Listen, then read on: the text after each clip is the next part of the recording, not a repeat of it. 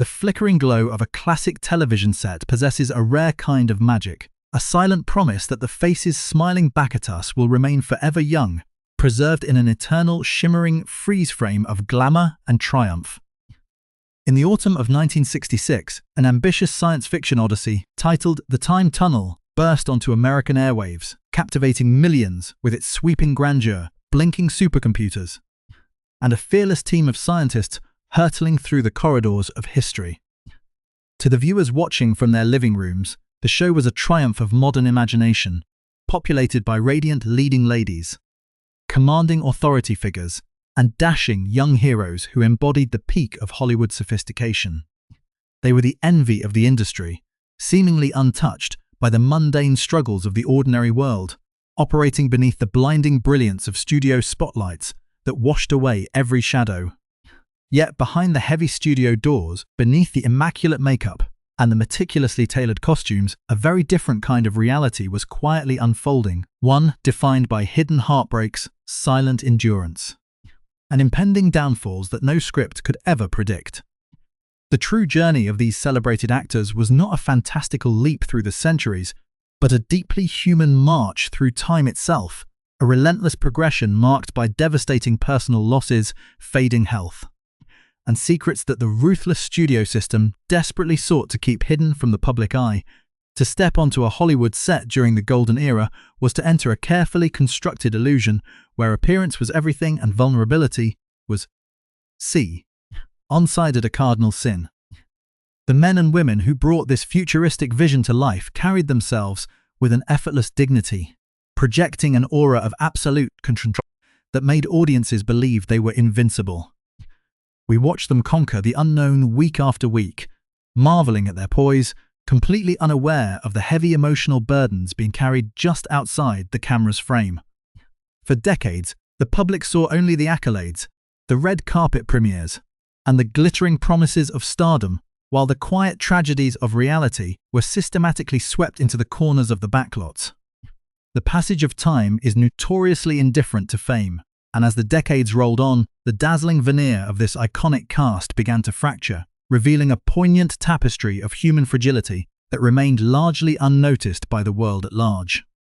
Some would face the agonizing cruelty of debilitating illnesses in complete isolation, while others would outlive their own children, enduring the kind of profound, unspeakable grief that forever alters the soul.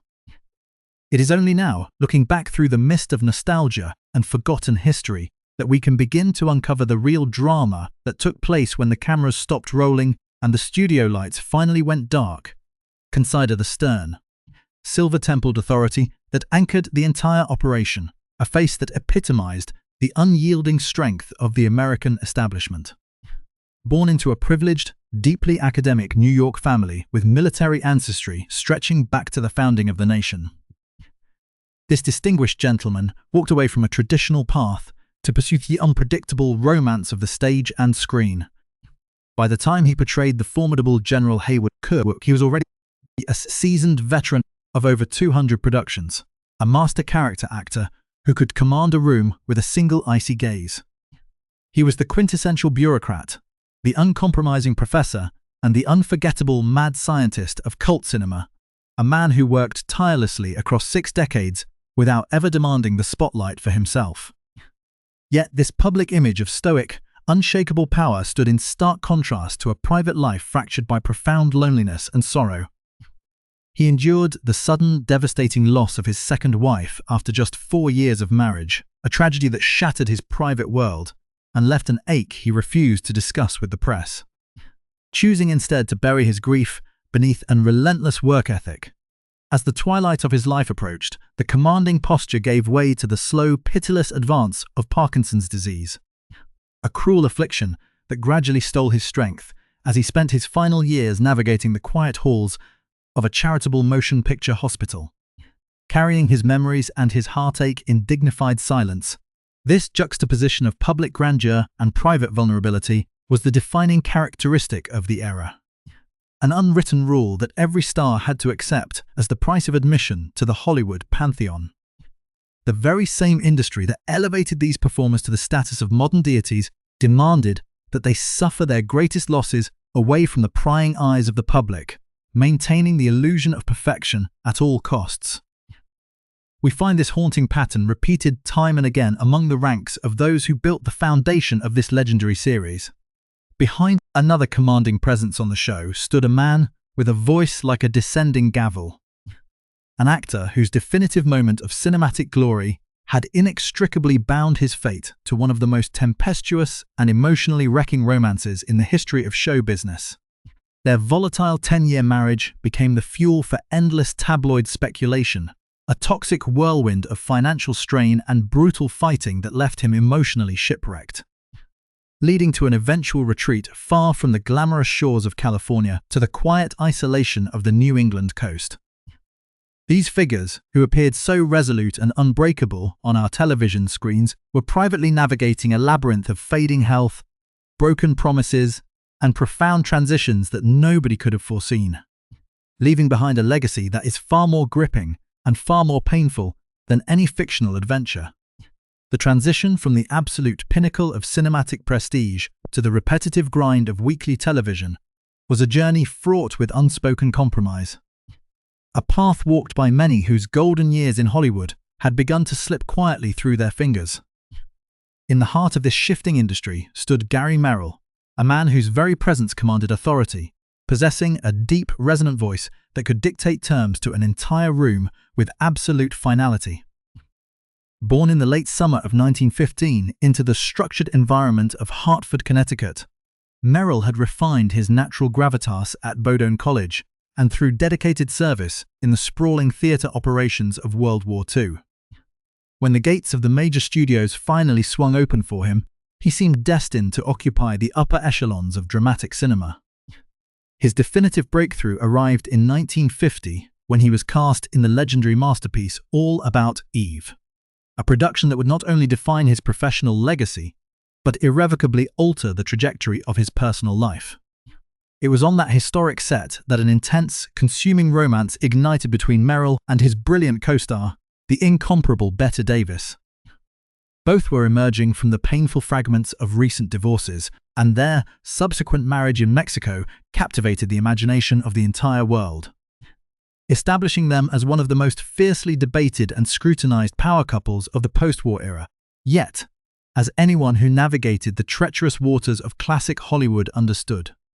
the grandest and most passionate love stories rarely found a peaceful harbor. Behind the exquisite, pristine facade of their shared celebrity, the 10-year marriage rapidly degenerated into a tumultuous battlefield defined by bitter professional rivalries, staggering financial strain, and explosive, deep-seated animosities. The industry that had celebrated their union watched in hushed fascination as the relationship eroded, culminating in a devastating divorce in 1960 that left Merrill profoundly altered. Biographers and family members would later characterize those years as an emotional wasteland, a grueling ordeal from which he would never truly recover. He never remarried, and a brief, highly publicized relationship with the iconic Rita Hayworth only served to underscore the growing emptiness of the Hollywood landscape. By the time Merrill stepped onto the set of The Time Tunnel to portray the rigid Senator Leroy Clark, he was a man seeking refuge in the steady, predictable rhythms of television guest spots. His performance as the uncompromising politician who threatens to pull the funding for the secret project was flawless precisely because he understood the cold, transactional nature of power. Eventually, the glittering illusions of California lost their hold entirely, prompting him to retreat to the rugged isolation of coastal Maine, where he even attempted a radical departure into local politics. The promise of his early cinematic triumphs faded into a steady stream of episodic television until a merciless diagnosis of lung cancer brought a slow, pitiless end to his journey in 1990, outliving his formidable ex-wife by a mere 5 months. As if their fates remained permanently entangled even in the shadow of mortality, while the leading figures struggled against the changing tides of fame. The true foundation of these massive television productions rested upon the shoulders of the irreplaceable character actors, individuals who brought an unmistakable reality to the screen without ever demanding their names appear above the title. Among this elite fraternity of dependable performers, none was more steadfast than John Zaremba, who anchored the complex narrative of the series from its very first frame to its final conclusion. Playing the role of Dr. Raymond Swain, the electronics expert who carried the heavy burden of knowing exactly how fragile their miraculous machine truly was, Zaremba projected a brilliant, measured academic restraint that anchored the show's most fantastic premises in genuine human dread. What the millions of viewers watching at home never suspected was that this consummate professional had come to the art of acting almost entirely by accident, embarking on his theatrical career remarkably late in life. Born in Chicago to working-class Polish immigrant parents, Zaremba spent the formative decades of his adulthood navigating the fast-paced, cynical world of print journalism, working as a dedicated reporter for the Grand Rapids Press and the prestigious Chicago Tribune. It was only in 1949, at the mature age of 41, that he moved to Southern California simply to explore the shifting landscape of the entertainment capital,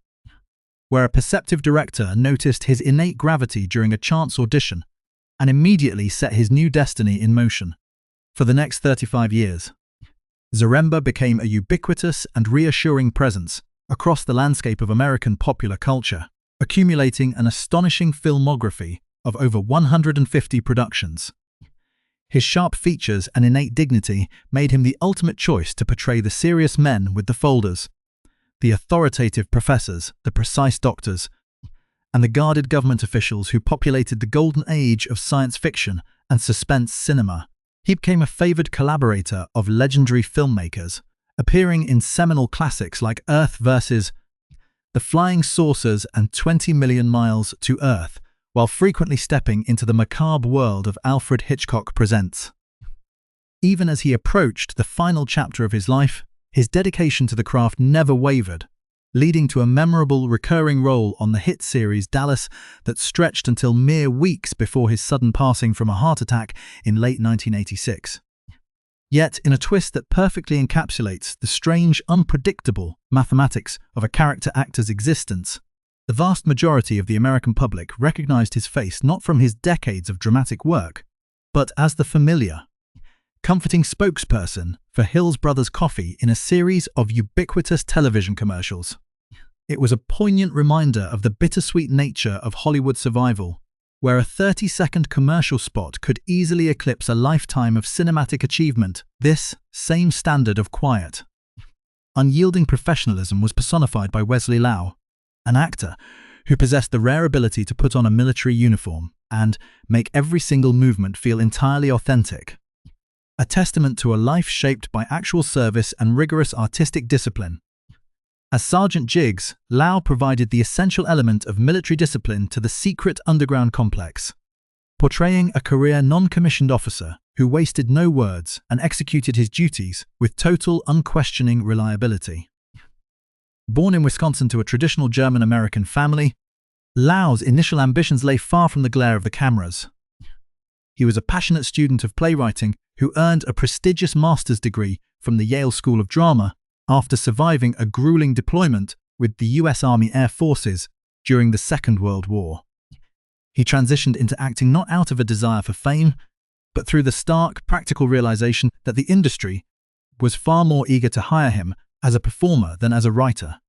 This pragmatic choice led him to the historic halls of the Actors Studio in New York, where he refined his craft alongside the finest minds of his generation,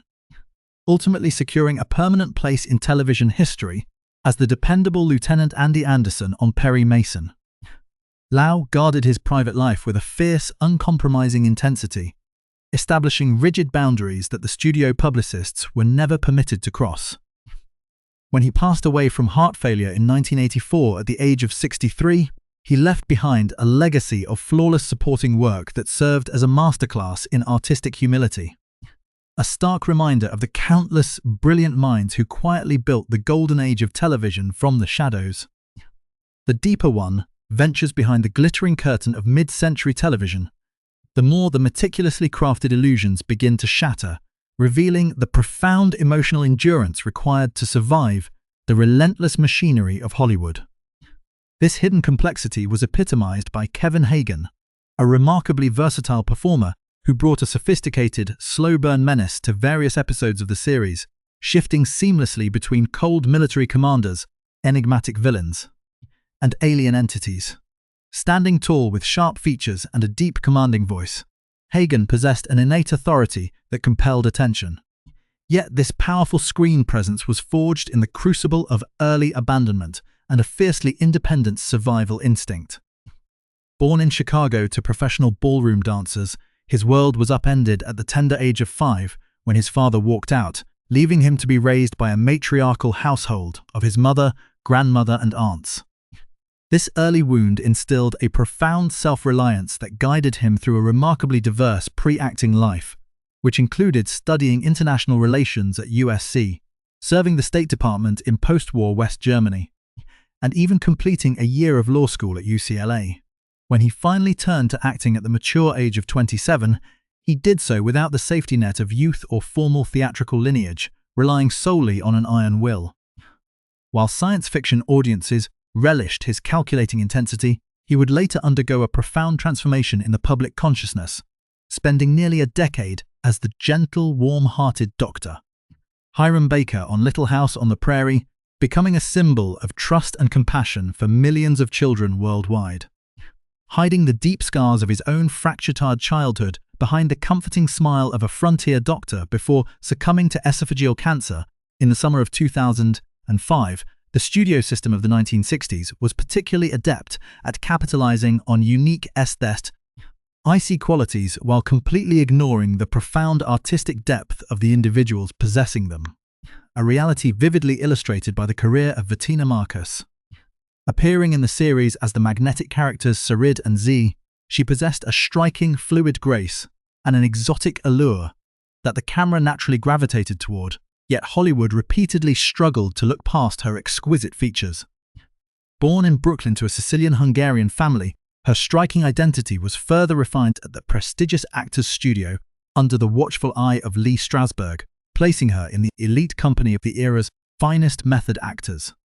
Despite her rigorous dramatic training, the industry routinely pigeonholed her into archetypal roles as mysterious galactic visitors or exotic royalty, famously cementing her in television lore as the green-skinned alien lady on Lost in Space. Her personal life was a rich, complex narrative that mirrored the high-stakes drama of the backlots. Highlighted by a passionate relationship with Western icon Rory Calhoun, that resulted in a daughter who would later conquer the entertainment stages of Las Vegas.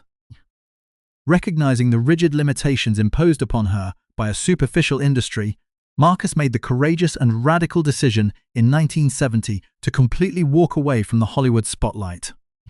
She chose instead to build a quiet, self-determined life in Nevada, transforming herself into a successful real estate professional and reclaiming her privacy.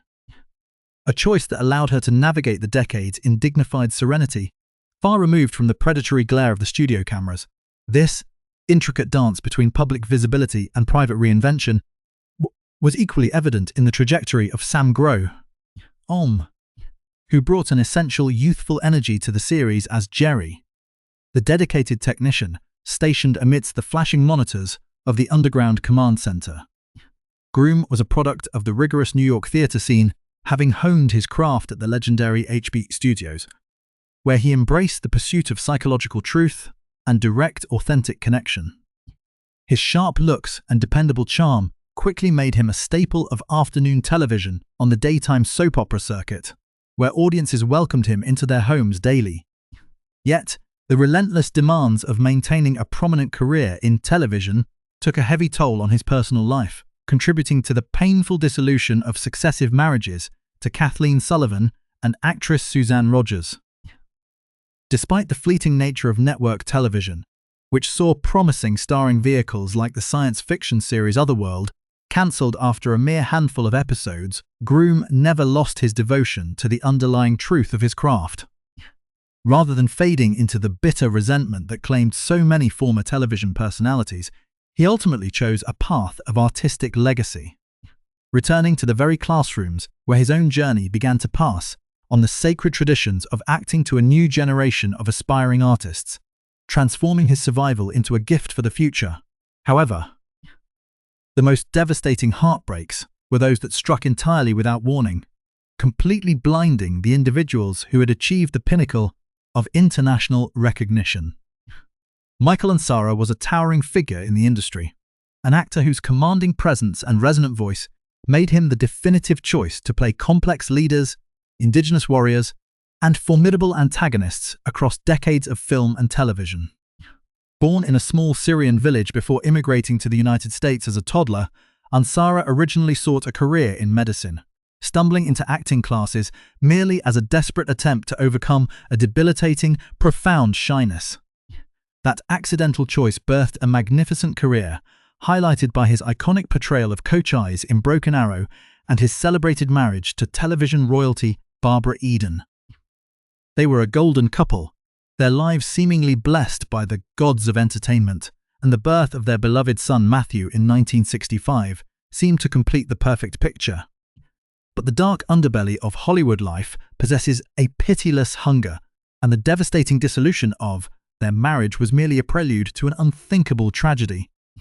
In the summer of 2001, their 35-year-old son, an aspiring actor and bodybuilder, was discovered lifeless in a car parked in a highway lot, having succumbed to a lethal heroin overdose. The crushing weight of outliving his only child shattered Ansara's world, inflicting a profound, weeping wound that no amount of professional adulation or fan worship could ever hope to heal. Though he continued to gift the world with definitive performances, lending his gravelly, sorrow-tinged voice to iconic characters like Mr. Freeze, he carried an unbearable grief that quietly accompanied him through his final battle with Alzheimer's disease, until he was finally laid to rest beside his cherished son in the quiet soil of Hollywood Hills. The enduring legacy of a classic television production is frequently written in the margins of history, preserved by the extraordinary depth of its supporting players and the quiet resilience of those who managed to survive the fickle nature of show business. This remarkable versatility was perfectly personified by John Crawford, a master of disguise who stepped into the universe of the series under a multitude of completely different identities, transforming himself seamlessly from historical monarchs like King John to tactical military officers. Born under the name Cleve Allen Richardson in a modest, working-class farming community in the Pacific Northwest, Crawford possessed an innate, salt-of-the-earth authenticity that caught the attention of a Warner Brothers talent scout during his theater studies at Washington State University. He spent the next 6 decades accumulating an incredibly vast catalog of character work, intentionally avoiding the blinding glare of individual superstardom in favor of becoming an indispensable, ubiquitous presence across the entire landscape of American television. His face became a reassuring fixture in millions of households through countless appearances in iconic westerns and police dramas, establishing a standard of reliable craftsmanship that allowed him to work continuously into the twilight of his life, eventually retiring to spend his final decades supporting local libraries and film retrospectives,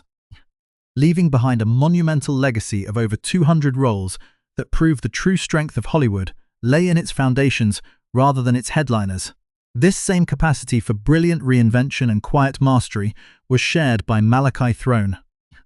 a legendary performer whose very name conjured an aura of theatrical sophistication and calculating intrigue. Widely regarded by studio executives as the industry's premier choice for sophisticated villains and master schemers, Throne brought an elevated dramatic weight to the series through his memorable portrayals of various historical and fictional figures, including the master political strategist Niccolo Machiavelli himself. A proud product of the rigorous New York theater scene, Throne possessed a magnificent, booming voice and a sharp, penetrating gaze that allowed him to effortlessly dominate the golden age of genre television. He was a man who deeply respected the mystique of his profession, famously requesting that his name be removed from the official screen credits during a celebrated guest appearance on Batman to preserve the tantalizing illusion of his character's hidden identity for the audience. Private, deeply intellectual, and fiercely dedicated to the preservation of live theater, Throne spent his off-screen hours authoring historical fiction and mentoring younger actors, navigating his long career with a quiet dignity that eschewed the superficial trap of modern celebrity, choosing instead to let his indelible, sophisticated performances speak entirely for themselves until his quiet departure from the stage of life in 2013. Yet, the true emotional core of this legendary television family was anchored by its remarkable leading lady, Lee Meriwether. A woman whose extraordinary life story reads like a sweeping Hollywood melodrama of its own, filled with unparalleled triumphs and a shattering, late-life tragedy that stunned the entertainment community. Long before she captured the imagination of science fiction fans as the brilliant, poised scientist Dr. Anne McGregor, Meriwether had already achieved national adulation by capturing the crown of Miss America in 1955, utilizing her platform to showcase her formidable dramatic talents. Her subsequent career was a breathtaking showcase of versatility, shifting effortlessly from her sleek, seductive portrayal of Catwoman in the theatrical Batman film to a celebrated multi-year run on the acclaimed crime drama Barnaby Jones, which earned her multiple Emmy and Golden Globe nominations. She possessed a rare, luminous intelligence that allowed her to bring a profound sense of reality to the most fantastical television sets, executing flawless dramatic performances even when reacting to blank monitors and empty studio walls. Behind this immaculate, highly successful facade lay a warm, deeply devoted family woman who raised 2 daughters within the volatile environment of the entertainment capital. Maintaining her grace and professional standing across several decades of continuous cultural relevance, the true heartbreak of Meriwether's narrative, however, emerged from the dark shadows of her final years, a period marked by a cruel, silent affliction and a devastating family loss that no scriptwriter could have ever envisioned. As the passage of time began to assert its pitiless authority, the brilliant mind that had once brought so much sharp academic focus to our television screens was quietly clouded by the slow, irreversible advance of Alzheimer's disease. In an effort to shield her from the prying eyes of a modern media landscape, her family maintained a strict, protective silence regarding her declining health, with her beloved daughter, Kyle Oldham, stepping forward to shoulder the immense, emotionally exhausting burden of her mother's daily care. In a turn of events that defied the natural order and broke the hearts of all who knew them, the daughter who had dedicated her life to protecting her legendary mother was privately waging her own desperate, agonizing battle against the very same merciless illness.